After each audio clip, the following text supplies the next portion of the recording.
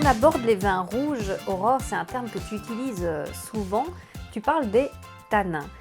Alors, qu'est-ce que c'est exactement que ces tanins? Je pense qu'on peut profiter un petit peu de faire une petite parenthèse pour expliquer un petit peu ce que c'est exactement. C'est une question effectivement qui revient souvent. Les tanins, c'est un mot que on utilise à peu près partout, que l'on retrouve dans toutes Oui, les dégustations. Mais d'où ça vient, en quoi ça consiste exactement? C'est vrai que lors de mes dégustations, lors des visites, souvent on me pose la question d'où ça vient, quelle est l'influence des tanins sur le vin, les cépages, comment va-t-on les percevoir? Donc je pense que c'est justement intéressant d'en parler aujourd'hui et de voir un petit peu d'où ça vient effectivement. alors, c'est quoi D'où ce ça mot vient? déjà? D'où il Alors, vient? les tanins, ça vient, le mot, l'étymologie, c'est le mot tan, T-A-2-N, Oui, qui voulait dire chêne en gaulois à l'époque. ok. Et les tanins, on les retrouve dans le bois. Donc, Hmm, alors c'est une des molécules que l'on va retrouver dans les tanins, il ne faut pas penser, c'est pas uniquement que le vin, on en retrouve un petit peu partout. On en retrouve dans le bois, on en retrouve dans le thé. Quand un sachet de thé que l'on va ah, faire infuser, eh bien un sachet de thé est riche en tanins. Donc les tanins n'ont d'accord. pas Oui, uniquement cette propriété propre au vin, mais peuvent se retrouver dans plein de choses en fait de notre vie d'accord. quotidienne. Et dans le bois également, et c'est justement le bois, c'est un des matériaux essentiels, alors surtout le chêne, justement, qui va permettre d'adoucir et d'assouplir nos tanins. Donc tout Oui, ça est un petit peu lié, et donc l'origine du mot, c'est chêne en gaulois à la base. d'accord. Ok. Et aujourd'hui, comment est-ce que ça se présente? Où est-ce qu'on les trouve? Alors bah, aujourd'hui, on les trouve, pour parler du vin, on ne va pas parler du thé, mais on va parler Non, du vin, bien évidemment. on pourrait, hein, mais On pourrait, mais non. prochaine fois. Les tanins, dans notre grappe de raisin, eh bien, ils sont présents un peu partout. On ne le sait pas, mais on va déjà les retrouver dans la peau. La peau de notre D'accord. raisin, alors il y a différentes molécules, il y a différentes choses bien évidemment, mais il y a des tanins également. Plus la peau de notre raisin va être épaisse, plus forcément on aura une quantité On va avoir importante. de talent. Et certains cépages et certaines baies de raisin, on va avoir des peaux plus épaisses que d'autres, d'autres beaucoup plus fines. Ok. Première chose. Les tanins, on les retrouve aussi dans les pépins de notre raisin. Les Hmm, pépins, alors évidemment, ils sont riches en matière oléagineuse, en matière huileuse, mais ils ont aussi des tanins que l'on va appeler les polyphénols. Donc, les tanins, là, ça appartient à une grande famille que l'on appelle les polyphénols. Alors, les polyphénols se subdivisent en deux choses, les tanins et les anthocyanes. Les oui. anthocyanes, pour en parler très brièvement, c'est la molécule qui va être responsable de la couleur et de l'intensité colorante que l'on va avoir dans notre vin. Ouais. Juste les tanins, c'est la deuxième partie des polyphénols. Donc, c'est cette molécule, justement, qui va être responsable un peu de la structure et de la charpente que l'on va avoir dans le vin après. Ces polyphénols, on les retrouve donc dans les pépins. On va aussi les retrouver dans la rafle. La rafle, notre Ok. petite Oui. structure en bois qui contient toutes nos baies de raisin. La rafle, ce bois, est riche en tanins aussi. Et lors de la vendange et de la vinification, le vinificateur peut décider ou non de garder la rafle. Alors ça a D'accord. son importance. La rafle étant riche en tanins, si on la laisse et si on fait macérer, fermenter en grappe entière, donc avec la rafle, on aura une extraction de tanins qui sera d'autant plus intense. D'accord. Si on érafle, si on enlève la On rafle, enlève. du Oui. coup, on ne gardera que nos baies de raisin et nous n'aurons que les tanins Dans propres le raisin. au raisin Oui. et non à la rafle. Donc voilà un petit peu où on peut retrouver nos tanins sur une grappe de raisin. Et en fonction des cépages, j'imagine aussi que c'est différent, probablement. En fonction des cépages, c'est différent. Alors, il y a évidemment plein de facteurs qui interviennent sur le côté tannique ou pas tannique d'un vin. On a vu d'où ça venait. Le cépage, effectivement, ça va être la deuxième source importante. On va avoir des cépages qui vont être peu tanniques, d'autres moyennement et d'autres très tanniques. Pour te donner quelques exemples, si on parle d'un cépage qui est peu tannique, donc un pied de vigne qui, quoi qu'il arrive, aura peu de molécules de polyphénol et donc de tanins, on peut parler du pinot noir en Bourgogne, par exemple. C'est un Ah oui. cépage qui, justement, va donner des vins assez légers. On a le gamay dans le Beaujolais. Oui.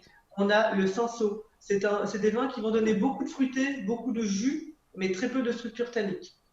Ok. Si on parle de vin moyennement tannique, on va parler par exemple de Cabernet Franc. Cabernet Franc, c'est le cépage que l'on va retrouver dans les assemblages de Merlot et de Cabernet Sauvignon dans le Bordelais. Mais justement, contrairement au Merlot et au Cabernet Sauvignon, qui eux sont des cépages très tanniques, le Cabernet Franc va justement apporter cette légèreté et justement ce fruité aussi, un petit peu plus de souplesse dans le vin. D'accord.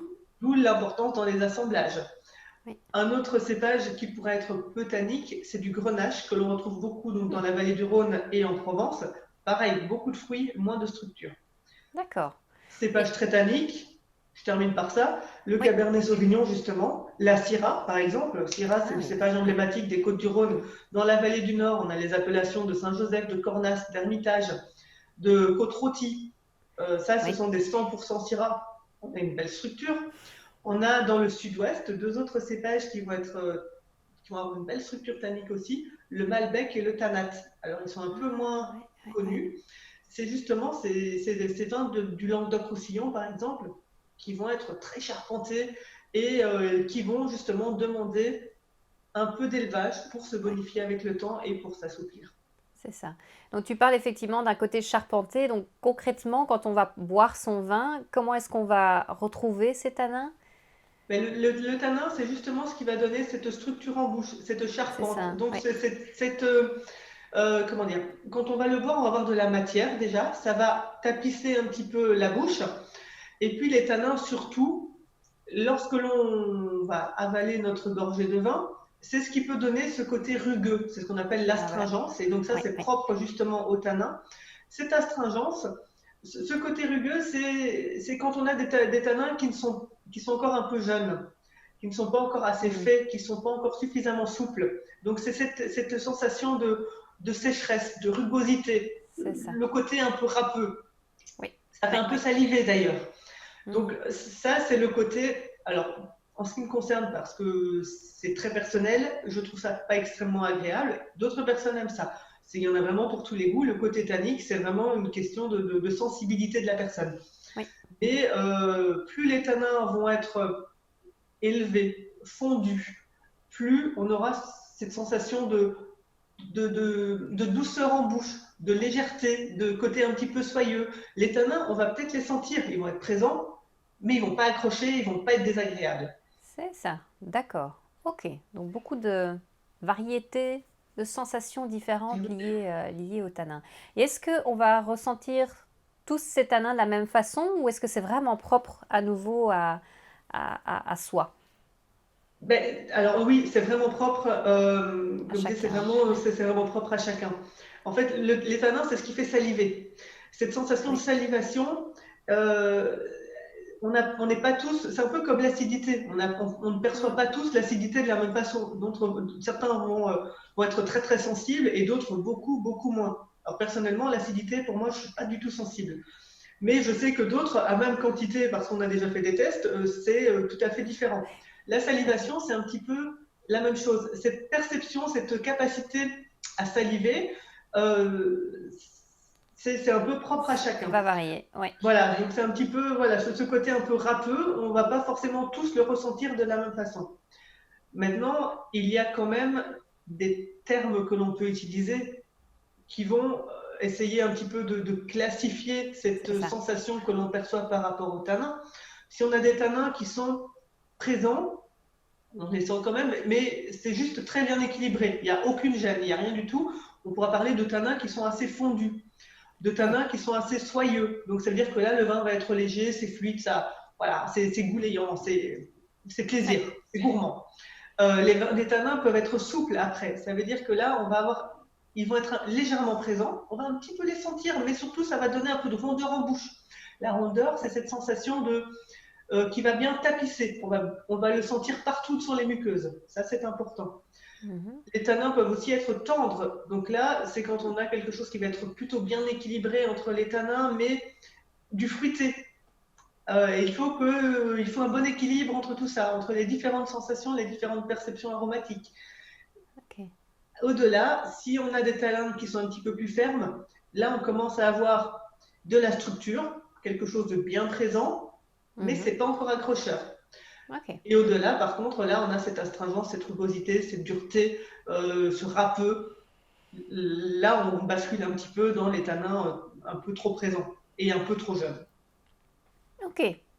Très intéressant. Donc maintenant, nous sommes tout à fait armés pour pouvoir décrire les tanins, les goûter, surtout les exprimer, les ressentir. Merci beaucoup Aurore pour toutes ces explications.